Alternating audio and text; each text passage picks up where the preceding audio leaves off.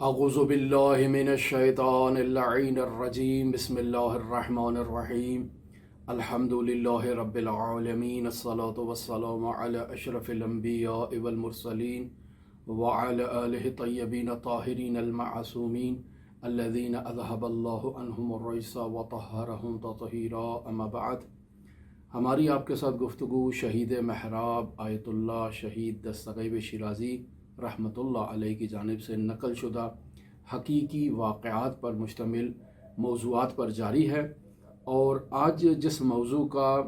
شہید دستغیب نے ذکر فرمایا ہے وہ طی الارض سے متعلق ہے۔ طی الارض کیا چیز ہے، میں آغاز میں اسی مطلب کو آپ کی خدمت میں بیان کر دوں۔ ظاہراً پہلے بھی میں اپنی ایک گفتگو میں اس موضوع کو بیان کر چکا ہوں۔ طی الارض ایک حقیقت ہے اور ایک قسم کی کرامت بھی شمار ہوتی ہے۔ اس کرامت کے تحت انسان نہایت ہی کم مدت میں ایک طولانی سفر کو طے کر لیتا ہے۔ اب وہ ممکن ہے نہایت کم مدت ایک پلک جھپکنے کی حد تک ہی کیوں نہ ہو، یعنی انسان ارادہ کرتا ہے اور بغیر حرکت کیے ہوئے ایک مکان سے دوسرے مکان پر منتقل ہو جاتا ہے۔ اس حالت کا نام طی الارض ہے، یعنی زمین کو طے کرنا ایک پلک جھپکتے ہوئے۔ عرفہ کی اصطلاح میں یوں بیان کیا جاتا ہے اس طی الارض کو کہ انسان ایک نقطے سے خود کو معدوم قرار دیتا ہے اور دوسرے نقطے پر خود کو ایجاد قرار دیتا ہے۔ اس چیز کا نام ہے طی الارض۔ اس کے شواہد قرآنی بھی موجود ہیں، شواہد روایی بھی موجود ہیں۔ شواہد قرآنی میں آپ سورہ اسراء میں جا کر آیت نمبر 1 کی تلاوت کر لیں کہ جہاں پر رسول خدا صلی اللہ علیہ وآلہ وسلم کو مسجد حرام سے مسجد اقصیٰ کی سیر کروائی گئی۔ یہ آیت رسول خدا صلی اللہ علیہ وآلہ وسلم کی معراج جسمانی پر دلیل ہے اور طی الارض پر بھی دلیل ہے، جس میں ارشاد ہوتا ہے سبحان الذی اسرا بعبدہ لیلا من المسجد الحرام الی المسجد الاقصی الذی بارکنا حولہ لنریہ من آیاتنا، یعنی پاک ہے، منزہ ہے، عظیم ہے وہ ذات جس نے اپنے عبد کو ایک ہی رات میں مسجد حرام سے مسجد اقصیٰ کی زیارت کروائی کہ جس کے اطراف کو مبارک قرار دے دیا تھا تاکہ خداوند متعال اپنی آیات کو اور اپنی نشانیوں کو اپنے حبیب کو دکھا دے۔ یہ سورہ نمل میں جہاں پر 40 نمبر آیت میں وہ تخت بلقیس کے منتقل ہونے کا ذکر ہے کہ آصف برقیہ نے کہا کہ میں اسے آپ کی پلک جھپکنے سے پہلے آپ کے خدمت میں لا دوں گا۔ لہٰذا ارشاد ہوتا ہے قال الذی عندہ علم من الکتاب، یعنی وہ شخص کہ جس کے پاس کتاب کا علم تھا، اس نے کہا انا آتیک بہ قبل ان یرتد الیک طرفک، یعنی تمہاری پلک جھپکنے سے پہلے میں اسے آپ کی خدمت میں لا کر حاضر کر دوں گا۔ لہٰذا اس موضوع پر شہید دستغیب شیرازی نے ایک واقعے کو نقل کیا ہے۔ ہمیں اس واقعے کے اوپر اپنے ایک تحفظات ہیں، وہ میں آپ کی خدمت میں نقل کروں گا۔ واقعے کو بیان کرنے کے بعد شہید دستغیب شیرازی روایی مستندات بھی اس کے لے کر آتے ہیں۔ ماجرا کچھ اس طرح سے ہے کہ ایک عالم دین، ایک طالب علم جس کا نام مرحوم سید محمد علی رشتی ہے، ایران سے اس کا تعلق ہے، اور یہ نجف اشرف عراق کے مدرسہ قوام میں زیر تعلیم ہے۔ اس شخص کو یہ معلوم ہے کہ ایک باب توسی کے اوپر ایک درزی ہے جو پھٹے کپڑوں کی سلائی کر کے، جس طرح ہمارے ہاں سندھ میں رلیاں بنائی جاتی ہیں کہ مختلف کپڑوں کو جوڑ کر اور ایک نئی چیز تیار کر دی جائے، اس طرح کا ایک کام تھا، اس کا یہ شغل تھا۔ یہ حرم امیر المؤمنین علی بن ابی طالب علیہ آلاف التحیۃ والسلام کے باب توسی کے باہر ہی اس کی دکان تھی اور یہ کام کیا کرتا تھا۔ اس شخص کے متعلق نجف اشرف میں یہ شہرت تھی کہ اس شخص کو طی الارض کرنا آتا ہے۔ لہٰذا یہ مرحوم رشتی کے جو ریاضات شرعیہ کیا کرتے تھے، وظائف کیا کرتے تھے، یہ اس کھوج میں نکلے کہ یہ تلاش کریں کہ کیا واقعاً اس شخص کو طی الارض آتا ہے، اور اگر آتا ہے تو یہ اس سے استفادہ کریں اور خود بھی اس طی الارض کو سیکھ لیں۔ لہٰذا اس درزی سے متعلق یہ شہرت تھی کہ یہ ہر جمعرات کو نماز مغرب قبرستان وادی السلام میں مقام حضرت صاحب الزمان میں ادا کرتا ہے، اور عشاء کی نماز حضرت مولا ابا عبداللہ الحسین علیہ آلاف و تحیت و ثنا کے حرم مطہر میں ادا کیا کرتا ہے۔ یہ بات مشہور تھی، لیکن کسی کے پاس اس کے مستندات موجود نہیں تھے، لہٰذا یہ سید رشتی چاہتے ہیں کہ اس شخص سے دوستی کریں اور اندر کی بات اس سے معلوم کریں، لہٰذا جس نیت کے ساتھ اس کے پاس جاتے ہیں وہ نیت میری نظر میں مناسب نہیں ہے، لہٰذا مرحوم رشتی تحقیق کی خاطر اس کے پاس جاتے ہیں اور اس سے ابتدا میں تعلقات استوار کرتے ہیں، دوستی بنانے کی کوشش کرتے ہیں۔ جب دوستی مضبوط ہو جاتی ہے اور صمیمی دوستی میں تبدیل ہو جاتی ہے تو یہ مرحوم رشتی اپنے ایک دوست سے کہتے ہیں کہ آج میں آپ کو بدھ کے دن اسے کہتے ہیں کہ آپ کربلا جائیں اور وہاں پر حرم مطہر حضرت ابا عبداللہ الحسین علیہ الصلوۃ والسلام میں تشریف فرما ہوں، اور میں آپ کو یہ بتانا چاہتا ہوں کہ یہ جو درزی ہے یہ وہاں اگر آپ کے پاس آئے اور آپ کو کوئی امانت دے تو آپ نے وہ آ کر مجھے دینی ہے۔ دوست سے طے کر لیتے ہیں اور دوسری طرف آتے ہیں اس درزی کے پاس جمعرات کے دن، نہایت ہی غمگین قیافہ بنا کے، نہایت ہی مظلومانہ قیافہ بنا کر، اور آ کر اس درزی سے کہتے ہیں کہ مجھے ایک نہایت ہی ضروری کام ہے، یعنی ایک ظاہر ہے ایک افسوسناک کیفیت ہے۔ تو درزی نے پوچھا کہ آج آپ کو کیا مسئلہ ہوا ہے؟ تو کہا ایک بہت ہی ضروری خط مجھے اپنے ایک دوست کو پہنچانا ہے جو بہت دور ہے، کربلا معلیٰ میں ہے، اور میرا خط بھی اس تک پہنچانا بہت ضروری ہے، لیکن کیا کروں کہ میرے پاس کوئی ایسا وسیلہ نہیں ہے کہ میں اس تک خط پہنچا دوں۔ اور آپ کو معلوم ہے کہ وہ افراد جو نجف سے کربلا معلیٰ زیارات کے لیے جا چکے ہیں اور پیدل جا چکے ہیں، انہیں معلوم ہے کہ نجف سے جب باہر نکلتے ہیں تو باقاعدہ وہ کربلا کے جو عمود شروع ہوتے ہیں، یہ 1452 عمود ہیں، ہر عمود کا دوسرے عمود کے ساتھ فاصلہ 50 میٹر سے متعلق ہے، اور جب آپ نجف اشرف عراق سے باہر نکلتے ہیں اور کربلا کے اندر انٹرنس آپ کی ہوتی ہے تو یہ ٹوٹل مسافت جو ہے یہ 80 کلومیٹر ہے۔ ظاہر ہے نجف کا اندر کا بھی فاصلہ آپ ملا لیں اور کربلا میں حرم مطہر کا بھی فاصلہ ملا لیں تو ظاہراً یہ کوئی 90 کلومیٹر تک شاید فاصلہ بن جائے، شاید اس سے کچھ کم و بیش بنے۔ تو ظاہر ہے اتنے لمبے فاصلے کو طے کرنا، اگر کوئی نہایت ہی تند و تیز آدمی ہو اور نہایت ہی اچھا سفر کرنے والا ہو تو یہ مسافت وہ ایک دن میں طے کر سکتا ہے پیدل، اور واقعات بھی موجود ہیں کہ علماء اس سفر کو ایک دن میں پیدل طے کیا کرتے تھے، جیسے ہمارے شہید مظلوم قائد عارف حسین الحسینی اس سفر کو ایک دن میں طے کر لیا کرتے تھے۔ بعض لوگ 2 دن میں طے کر لیتے ہیں، بعض 2-3 دن میں طے کر لیتے ہیں، اور اس سفر کو مشی کہا جاتا ہے۔ یہ سب باتیں میں پہلے آپ کی خدمت میں بیان کر چکا ہوں، لہٰذا یہ اس صمیمی دوست درزی سے کہتے ہیں کہ اتنا لمبا سفر ہے، کیسے میرا یہ خط پہنچے گا، اور یہ خط پہنچانا بھی بہت ضروری ہے۔ وہ درزی چونکہ ان پر اعتماد کر چکا ہوتا ہے، وہ انہیں کہتا ہے کہ آپ مجھے یہ خط دے دیں، خدا بہت بزرگ ہے، ہو سکتا ہے آپ کا خط یہ آج ہی ان تک پہنچ جائے، یہ خط مجھے دے دیں۔ ان کے دل میں تو پہلے سے ہی ایک پلان تھا، ایک انہوں نے چیز بنا رکھی تھی اپنے ذہن میں، لہٰذا انہوں نے خط اسے تھما دیا، اور وہ درزی بھی وہ خط لے کر وادی السلام میں چلا گیا تاکہ نماز مغربین مقام حضرت صاحب الزمان میں ادا کرے۔ اگلے روز یعنی ہفتے کے روز وہ دوست کربلا سے واپس آتا ہے اور آ کر وہ خط مرحوم سید رشتی کو تھما دیتا ہے کہ یہ خط آپ لے لیں، اور یہ مجھے اس درزی نے وہاں حرم مطہر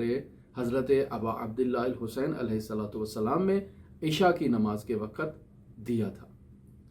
اب اس کو یہ کنفرم ہو جاتا ہے سید رشتی کو کہ وہ بندہ خدا، وہ جو درزی ہے، اسے طی العرض آتا ہے، لہٰذا اسی صمیمی دوستی کا فائدہ اٹھاتے ہوئے وہ اس درزی کو اپنے گھر بلاتے ہیں اور انہیں گھر بلا کر کھانا کھلاتے ہیں، اور کھانا کھلانے کے بعد وہ خط نکال کر ان کے سامنے رکھ دیتے ہیں اور ان سے کہتے ہیں کہ مجھے معلوم ہے کہ آپ کو طی العرض آتی ہے، یہ خط اس کا ثبوت ہے، میں نے اور میرے دوست نے یہ پلان کیا تھا کہ ہم یہ تحقیق کریں کہ آپ کو طی العرض آتی ہے یا نہیں آتی، تو اسی تحقیق کے نتیجے میں یہ ماجرا کنفرم ہو گیا کہ اسی روز میں نے آپ کو جمعرات کو مغرب کی نماز سے پہلے خط دیا اور آپ نے عشاء کی نماز کے وقت وہ خط جا کر حرم میں تھما دیا، جبکہ پیدل اگر انسان جائے تو ایک دن کا سفر ہے، بہت ہی تیز ترار انسان ہو، اور اگر کسی وسیلے پہ بھی جائے، یعنی یہ جو گدھے ہیں یا اونٹ وغیرہ ہیں، تو بھی بالآخر 3-4 گھنٹے تو لگیں گے اتنی کم مدت میں کہ مغرب اور عشاء کی نماز کے فاصلے کے اندر جا کر آپ خط پہنچا دیں۔ یہ صرف طی العرض سے ہی ممکن ہے اور کسی وسیلے سے ممکن نہیں ہے۔ تو میں یہ چاہتا ہوں کہ آپ مجھے بھی یہ تعلیم دیں۔ جیسے ہی اس درزی کو علم ہوتا ہے کہ میرا راز فاش ہو گیا ہے، ایک چیخ مارتا ہے اور وہیں زمین پر بے ہوش ہو جاتا ہے، ایسے خشک ہو جاتا ہے کہ جیسے اس کی روح اس کے بدن سے جدا ہو گئی ہو۔ یہ سید رشتی ہکا بکا ہو جاتے ہیں، ان کا رنگ اڑ جاتا ہے کہ کہیں یہ فوت تو نہیں ہو گیا، کہیں اس کا انتقال تو نہیں ہو گیا۔ نہایت ہی پریشان کیفیت میں، نہایت ہی اضطراب کی کیفیت میں ہوتے ہیں کہ کچھ عرصے کے بعد اس درزی کو افاقہ ہوتا ہے، اور وہ بیدار ہونے کے بعد سید رشتی کو حرم مطہر حضرت امیر المؤمنین علی ابن ابی طالب علیہ آلاف الطیبۃ وسنا کی طرف اشارہ کر کے کہتا ہے کہ جو کچھ بھی تمہیں چاہیے یہاں سے ملے گا اور کچھ نہیں مل سکتا۔ یہ کہتا ہے اور اجازت لے کر وہاں سے رخصت ہو جاتا ہے۔ اس دن کے بعد اس درزی کو کسی نے نجف میں نہیں دیکھا۔ بہت تحقیق کی گئی، اسے بہت تلاش کیا گیا، لیکن کسی نے اس درزی کو نجف اشرف عراق میں اس دن کے بعد نہیں دیکھا۔ شہید دستغیب شیرازی اس ماجرا کو بیان کرنے کے بعد یہ نقل کرتے ہیں کہ متعدد علماء سے یہ واقعہ میں نے سنا ہے، اور سب نے اس واقعے کی نسبت اسی سید رشتی تک دی ہے، جو ظاہراً ایک متدین انسان تھا، ظاہراً دیندار تھا، ریاضات شرعیہ کرنے والا انسان تھا۔ لہٰذا شہید دستغیب شیرازی مؤمنین کو طی العرض کی حقیقت سے آشنا کروانا چاہتے ہیں، یعنی لوگوں کو یہ بیان کرنا چاہتے ہیں کہ طی العرض ایک حقیقت ہے، اور میرے اور آپ جیسے عادی انسان بھی اس حقیقت کے مالک ہو سکتے ہیں اگر حضرات اہل بیت علیہم الصلاۃ والسلام کی عنایت خاصہ ہمارے شامل حال ہو۔ ہم ایک نقطے سے دوسرے نقطے کا سفر کر سکتے ہیں پلک جھپکتے ہی۔ ایک کاش مرحوم شہید دستغیب یہاں اس سید رشتی کے اس کردار کے بارے میں بھی بیان کر دیتے کہ یہ جو روش اپنائی اس نے تحقیق کی، یہ نادرست تھی۔ کسی بھی مومن کے احوال خاصہ کے بارے میں ایسے جستجو کرنا یہ مناسب نہیں ہے۔ حضرات اہل بیت علیہم الصلاۃ والسلام اس بات کی اجازت نہیں دیتے۔ اس شخص نے اگر کوئی توسل کیا، کوئی دعا کی، کوئی ریاضت کی، کوئی وظیفہ کیا، یہ جو کچھ بھی کیا جس کے نتیجے میں مولا الموحدین نے اسے طی العرض کی نعمت سے نوازا، تو یہ اس کی محنت ہے۔ آپ کو بھی اگر طی العرض چاہیے تو آپ بھی مولا الموحدین سے توسل کریں، امیر المومنین علی ابن ابی طالب علیہ الصلاۃ والسلام کے حضور التجا کریں، گڑ گڑائیں، مناجات کریں اور ان سے اس کا تقاضا کریں۔ کسی عام مؤمن انسان کے پوشیدہ اسرار کو اس طرح سے منکشف کرنا اور اس طرح سے برملا کرنا جائز نہیں ہے۔ اور پھر دیکھیں کہ کس طرح سے وہ سید رشتی وہاں نجف اشرف سے غائب ہو گئے اور اپنا تمام کاروبار اور تمام زندگی چھوڑ کر وہاں سے ان کو جانا پڑا، چونکہ اگر اس کے بعد وہ نجف اشرف عراق میں رہتے تو اسے لوگ آسانی سے نہ رہنے دیتے۔ ہر کوئی اپنا کام لے کر آتا، ہر کوئی اپنا مسئلہ اسے ذکر کرتا۔ لہٰذا بطور معمول ہمارے علماء، ہمارے بزرگان اپنی زندگی میں ایسے اسرار کسی کے سامنے فاش نہیں کرتے ہیں۔ مرحوم علی آغا قاضیہ طباطبائی رحمۃ اللہ علیہ کی زندگی کا واقعہ بھی میں آپ کی خدمت میں نقل کر چکا ہوں کہ وہ بھی طی العرض کے ذریعے سے نجف اشرف عراق سے مشہد الرضا میں زیارت کے لیے آتے ہیں، اور اتفاقاً ان کے وہاں نجف کا وہ کیتری ساز وہاں انہیں مشہد میں مل جاتا ہے، اس کا پاسپورٹ گم ہو جاتا ہے، اس کی ایک مشکل ہوتی ہے۔ حرم مطہر مولا علی ابن موسیٰ الرضا میں ملتا ہے، آغا قاضی اس کو ایک पुलिस वाले की तरफ भेजते हैं कि जाओ वो आपका काम कर देगा, उसका काम हो जाता है। और जब नजफ आता है और लोगों से जिक्र करता है कि मेरे साथ ये माजरा हुआ, तो लोग यकीन नहीं करते। लोग कहते हैं कि काजी तो यहीं पर थे, कहीं नहीं गए थे। और इस तरह से मरहूम अली आगा काजी तबातबाई के तय्युल अर्ज़ की हकीकत लोगों पर मुनकशिफ हो जाती है, ज़ाहिर हो जाती है, और तमाम लोग मरहूम अली आगा काजी तबातबाई से राबिता बरकरार करना शुरू कर देते हैं। और यहाँ से अली आगा काजी तबातबाई की शोहरत हो जाती है। तो मरहूम दस्तगैब शिराजी रहमतुल्लाह अलैह लोगों को तय्युल अर्ज़ की हकीकत से आशना करवाना चाह रहे हैं, लिहाजा इस वजह से उन्होंने इस दास्तान को नकल किया, इस मरहूम रश्दी के किरदार की तरफ इशारा नहीं किया। ये दास्तान नकल करने के बाद मरहूम शहीद दस्तगैब शिराजी कहते हैं कि आपको इस बात में शक नहीं करना चाहिए कि आम आदि इंसान भी हज़रात अहले बैत अलैहिमुस्सलातु वस्सलाम की इनायत के साथ तय्युल अर्ज़ कर सकते हैं। ये जो आपको हमने कुरान मजीद से बताया कि रसूल खुदा सल्लल्लाहु अलैहि वसल्लम मस्जिद हराम से मस्जिद अक्सा गए, बैतुल मुक़द्दस गए एक ही रात में, ये तय्युल अर्ज़ रसूल खुदा का था, मेराज जिस्मानी रसूल खुदा की थी। या कुरान मजीद में जो आसिफ बरखिया का जिक्र है, वो शख्स है कि जिसके पास इल्म किताब मौजूद है। हर शख्स तय्युल अर्ज़ नहीं कर सकता, ये एक जहनों में तसव्वुर है। शहीद दस्तगैब शिराजी कह रहे हैं कि ये आपका तसव्वुर दुरुस्त नहीं है।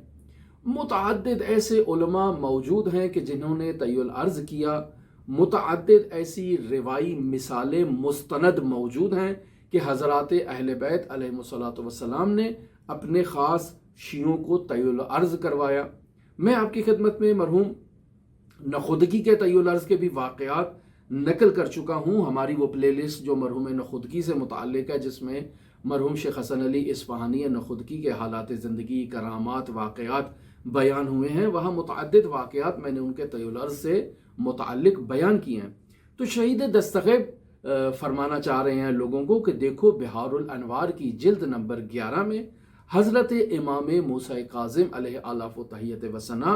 और अली इब्न यक़तीन का एक वाक़या नकल है। हारून रशीद के दरबार में अली इब्न यक़तीन जो एक वज़ीर के वज़ाइफ अंजाम दिया करते थे, वो हज़रत इमाम मूसा काज़िम अलैहिस्सलातु वस्सलाम की इजाज़त के साथ थे और उनके ख़ास शिया थे। एक मरतबा एक इब्राहिम जम्माल कूफ़ी अली इब्न यक़तीन के पास आता है। उसे कोई इदारी काम होता है जो अली इब्न यक़तीन उसका काम अंजाम नहीं देता, और ये इब्राहिम जम्माल कूफ़ी अली इब्न यक़तीन से नाराज़ हो जाता है और आकर इमाम मूसा काज़िम से उसकी शिकायत करता है। अब जब अली इब्न यक़तीन इमाम मूसा काज़िम से मिलने के लिए मदीना तशरीफ़ ले जाते हैं, तो इमाम मूसा काज़िम अली इब्न यक़तीन से मुलाकात नहीं करते। वजह पूछी जाती है तो कहा जाता है कि तुमने हमारे जाफ़र इब्राहिम जम्माल को नाराज़ किया था, लिहाजा हम आपसे मुलाकात नहीं करेंगे। जाओ, पहले जाकर इब्राहिम जम्माल को रज़ामंद करके आओ। अली इब्न यक़तीन कहते हैं कि मैं उसे कैसे राज़ी कर सकता हूँ, वो कूफे में है, मैं मदीना में हूँ। इमाम कहते हैं जाओ, बाहर वो सवारी बैठी है, तुम उस पर सवार हो, वो तुम्हें उसके दरवाजे तक ले जाएगी। अली इब्न यक़तीन जाता है, उस सवारी पर सवार होता है और पलक झपकते देखता है कि वो कूफा में और इब्राहिम जम्माल के दरवाजे पर है। आवाज़ देता है, इब्राहिम जम्माल बाहर निकलते हैं और अली इब्न यक़तीन की आवाज़ पर लब्बैक कहते हैं। अली इब्न यक़तीन को अपने दरवाजे पर देखकर नहायत हक्का बक्का हो जाते हैं कि वज़ीर ममलिकत मेरे दरवाजे पर आया है, इसको मुझसे क्या काम हो सकता है। पहले उसको रज़ामंद करते हैं कि मैंने तुम्हें नाराज़ किया है, तुम्हारा काम नहीं किया है, मैं तुमसे माज़रत चाहता हूँ, इनाम व इकराम व सारी चीज़ें करने के बाद उसे रज़ामंद करते हैं। जब वो राज़ी होता है तो कहता है ऐसे नहीं, मैंने इमाम मूसा काज़िम के पास जाना है, मुझे कोई अलामत चाहिए कि तुम मुझसे राज़ी हो। और वो अलामत क्या है? अलामत यह है कि मैं ज़मीन पर अपना रुखसार रखता हूँ, तुम अपने पैर मेरे रुखसार पर रखो और तुम्हारे पाँवों की जो मोहर है और जो अलामत है वो जब मेरे चेहरे पर आ जाएगी तो मैं इमाम मूसा काज़िम को इस चेहरे के साथ जाके दिखाऊंगा कि इब्राहिम जम्माल मुझसे राज़ी है। ये आप उसके पैर का निशान मेरे चेहरे पर और मेरे रुखसार पर मुलाहिज़ा फरमाएं। वो इब्राहिम जम्माल कूफ़ी राज़ी नहीं होता, लेकिन उसे मजबूर करते हैं कि नहीं, मुझे ये अलामत चाहिए, मैंने इमाम मूसा काज़िम से मिलना है और इमाम मूसा काज़िम से मिले बगैर मेरी तशनगी बरतरफ नहीं होगी, लिहाजा मैं इमाम मूसा काज़िम के पास उसी वक्त जाऊंगा जब तुम ये मेरे सब चेहरे पर अपनी अलामत जो है वो नस्ब करोगे। आता है इमाम मूसा काज़िम के पास और इमाम मूसा काज़िम उसे गर्मजोशी के साथ मिलते हैं और उसका इस्तकबाल करते हैं। ये अली इब्न यकतीन का मदीने से कूफा पलक झपकते का सफ़र इमाम मूसा काज़िम अलैहि आलाफ तहियत वसना की इनायत है अली इब्न यकतीन के ऊपर कि वो इसे एक ही रात में एक जगह से दूसरी जगह उसे मुंतकिल किया, उसका काम किया और फिर वो वापस दोबारा उसी तय्युल अर्ज़ से मदीना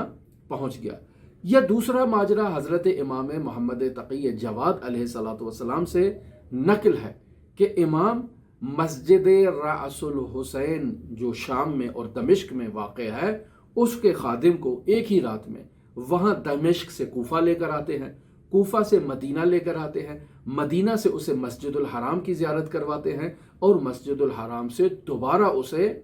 वहाँ पर मस्जिद रासुल हुसैन में मुंतकिल कर देते हैं। फिर शहीद दस्तगीब बयान करते हैं कि मज़ीद ऐसे बहुत से वाक़यात मौजूद हैं कि जहाँ आदि इंसानों ने तय्युल अर्ज़ किया है। ये वाक़यात भी मोरद एतमाद अफराद से नकल हुए हैं, मुस्तनद वाक़यात है और ये एक हकीकत है कि इंसान एक मकाम से ख़ुद को मादूम करके दूसरे मकाम पर ख़ुद को ईजाद कर सकता है और इसके लिए हज़रात अहले बैत अलैहिमुस्सलातु वस्सलाम से तवस्सुल की ज़रूरत है, इनायत ख़ासा की ज़रूरत है। हमें याद है हरम मुतहर हज़रत इमाम अली इब्न मूसा रज़ा अलैहि आलाफ तहियत वसना में आयतुल्लाह शेख मोहम्मद तक़ी बहजत हर रोज़ तशरीफ़ लाया करते थे और हमारे एक नहायत ही गरां कद्र उस्ताद थे जिनका ताल्लुक़ अफ़गानिस्तान से है, आग़ाई जौहरी फ़लसफ़ा पढ़ाया करते थे, किफ़ाया पढ़ाया करते थे और नहायत ही अजीम उस्ताद थे। ये इनकी ये रविश हुआ करती थी कि सतूह आलिया के उस्ताद थे लेकिन इसके बावजूद सुबह सवेरे आगा बहजत के लिए पहुंच जाया करते थे। जितना अरसा आगा बहजत इबादात में मसरूफ़ होते थे ये आयतुल्लाह बहजत के पास वहाँ खड़े होकर ज़िक्र में मसरूफ़ रहा करते थे और लोगों को आगा बहजत के ऊपर हुजूम करने से रोका करते थे। हरम मुतहर में हज़रत इमाम रज़ा अलैहि आलाफ तहियत वसना की ज़री के सामने भी आगा बहजत 1 घंटा बैठे हैं, 1.5 घंटा बैठे हैं, ये उनके पास खड़े हुए हैं और वहाँ रास्ता बना रहे हैं ताकि लोग आगा के ऊपर चढ़ाई ना करें और आगा को तकलीफ़ ना पहुँचाएं। एक रोज़ हरम मुतहर से निकलते हुए आयतुल्लाह बहजत ने मुस्कुराते हुए आगा जौहरी से पूछा, मैं उस वक़्त मौजूद था, आगा जौहरी से पूछा कि आप कहाँ से आते हैं?